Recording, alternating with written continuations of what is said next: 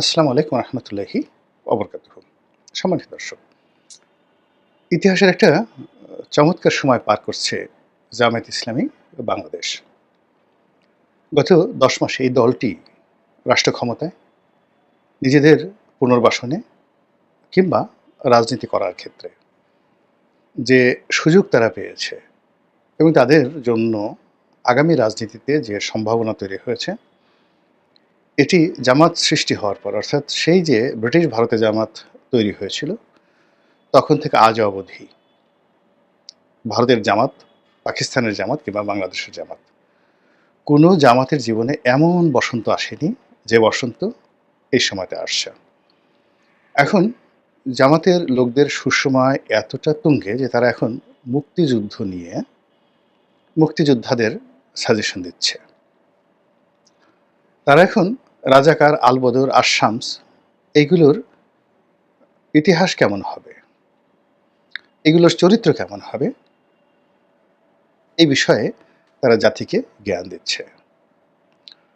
তারা বাংলাদেশের যে মহান মুক্তিযুদ্ধ, সেই মুক্তিযুদ্ধের নতুন সংজ্ঞা, মুক্তিযোদ্ধাদের নতুন সংজ্ঞা এবং সংবিধান নতুন করে রচনা, ছুঁড়ে ফেলে দেওয়া, সংবিধান সংশোধন ইত্যাদি সব ব্যাপারে যে গুরুত্বপূর্ণ ভূমিকা পালন করছে, এমন সুযোগ বাংলাদেশের কোনো রাজনৈতিক দলের অতীতে কখনো আসেনি এবং আগামীতে আসবে বলে মনে হচ্ছে না। ইতিমধ্যে জামাত নিজেরা যে সকল কথা বলেছে, যে সকল কাণ্ড করেছে এবং তাদের ইনফ্লুয়েন্সে অর্থাৎ প্রভাবে ডক্টর মোহাম্মদ ইউনূস অথবা ডক্টর মোহাম্মদ ইউনূসের দল এনসিপি, তারা যে সকল কথা বলেছে, কাজ করেছে এবং এখন পর্যন্ত করে যাচ্ছে, এই ধরনের কাজ স্বাধীন বাংলাদেশে বিএনপি, আওয়ামী লীগ, জাতীয় পার্টি, যারা ইতিপূর্বে রাষ্ট্র ক্ষমতায় এসেছে এবং মোশতাক সহ, খন্দকার মোশতাক সহ, তারা কেউ কখনো সাহসী পায়নি। জাতীয় পতাকা নিয়ে কিছু বলেছে কিনা আমি বলতে পারবো না, তবে জাতীয় সঙ্গীত পাল্টে ফেলতে হবে, এটা কোনো জাতীয় সঙ্গীতই না। এই কথা বলেন তো, এরশাদ যখন ক্ষমতায় এসেছিল তিনি বলতে পারতেন?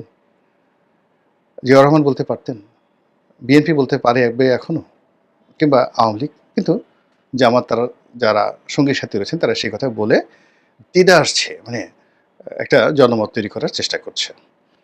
তারপরে অতীতের যত ইতিহাস, মুক্তিযুদ্ধ থেকে শুরু করে যত ইতিহাস রয়েছে, সব ইতিহাস জাস্ট রিসেট করতে হবে, বাদ, নতুন করে শুরু করেন, ফ্যাক্টরি সেট দিয়ে দেন।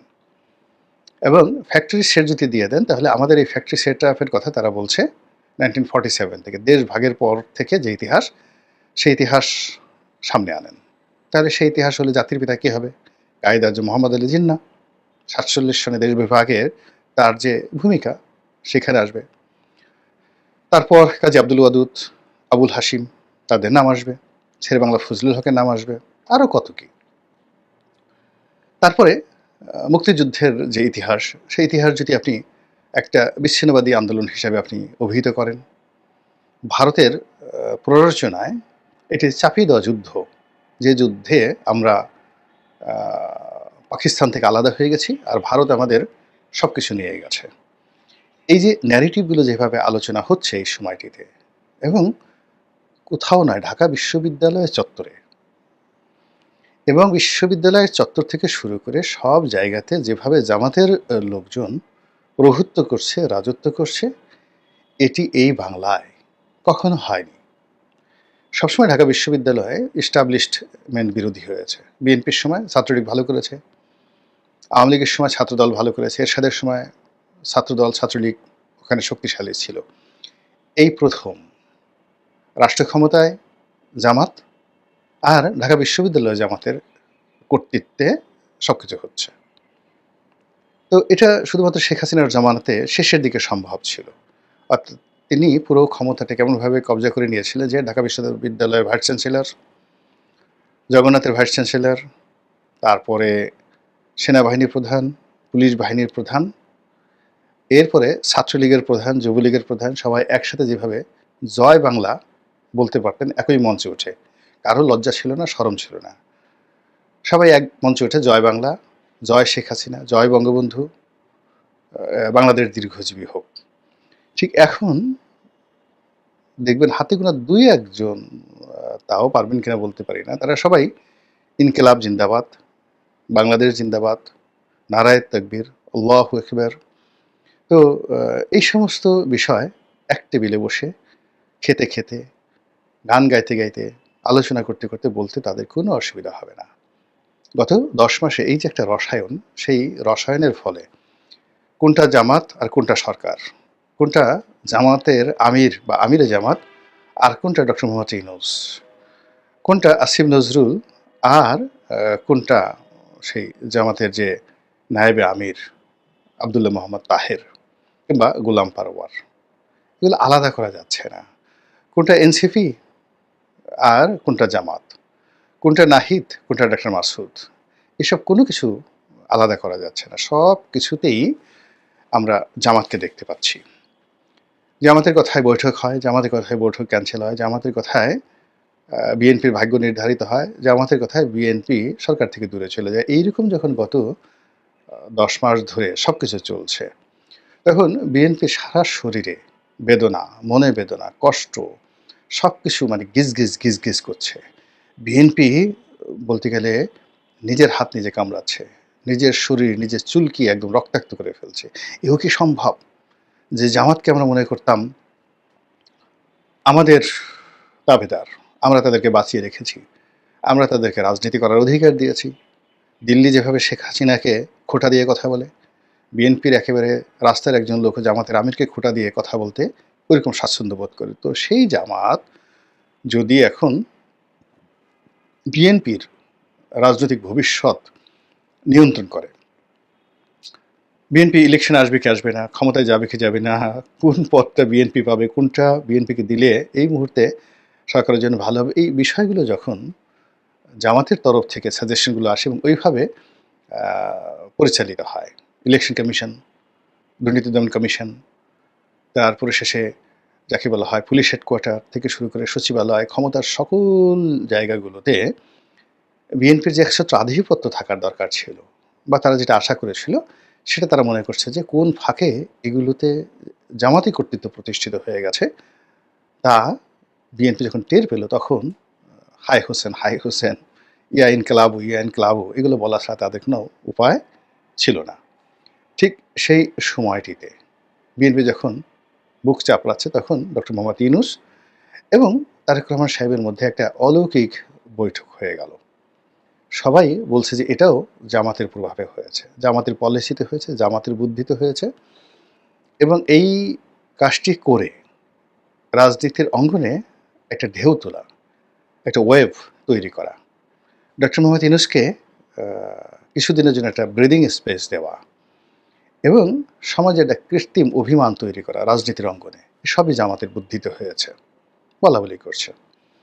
সত্য এবং মিথ্যা আগামীতে জানা যাবে, কিন্তু বাস্তবতা হলো যে বিএনপি এবং ডক্টর মোহাম্মদ ইউনূসের নেগোসিয়েশন, ডক্টর মোহাম্মদ ইউনূস এবং তারেক রহমান সাহেবের যে বৈঠক, এই বৈঠকের পরে বাংলাদেশে এনসিপি অর্থাৎ ডক্টর মোহাম্মদ ইউনূসের দল এবং এনসিপির মুরব্বী জামাত এবং জামাতের মুরব্বী আমিরে জামাত সবাই মিলে অভিমান করেছে, রাগান্বিত হয়েছে, সরকার থেকে দূরে সরে চলে যাচ্ছে বা সরকারকে একটা চাপের মধ্যে রাখতে চাচ্ছে। আসলে কোনটা আমরা এখন বুঝতে পারছি না।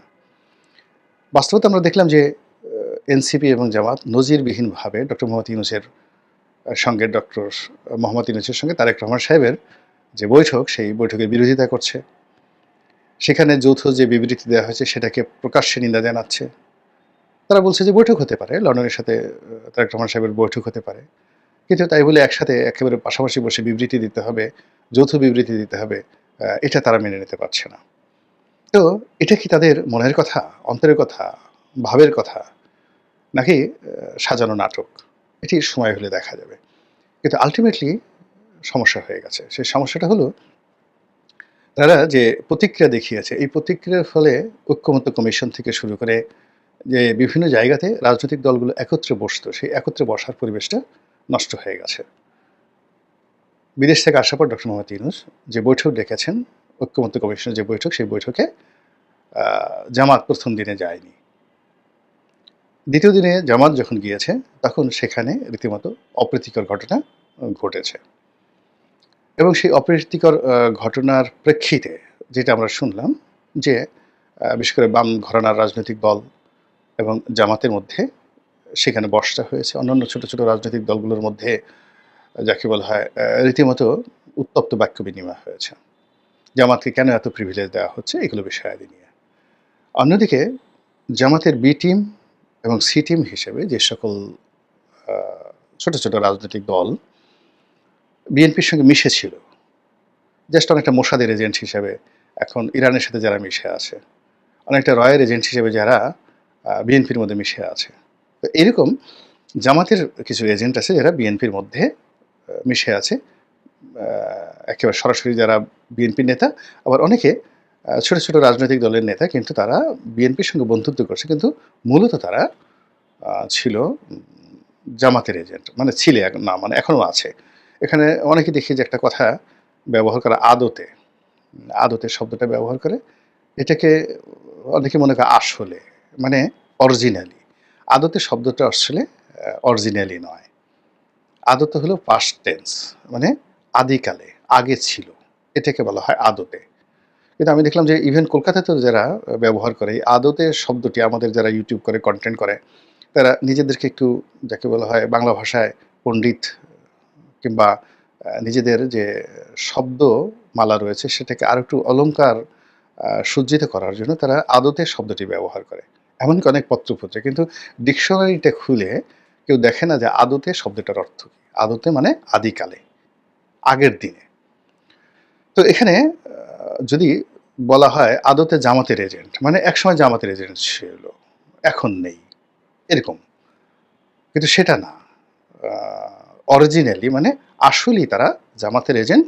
এখন তারা জামাতের এজেন্ট আছে, কিন্তু ভুল পাল্টে ইরানের এজেন্ট হয়ে, মানে মোসাদের পরিবর্তে ইরানের এজেন্ট হয়ে যেভাবে ইরানের সর্বনাশ ঘটছে, এভাবে বিএনপির মধ্যে যারা সর্বনাশ ঘটাচ্ছিল তারা এই লন্ডন বৈঠকের পরে অনেকেই তাদের মুখোশ খুলে ফেলেছে।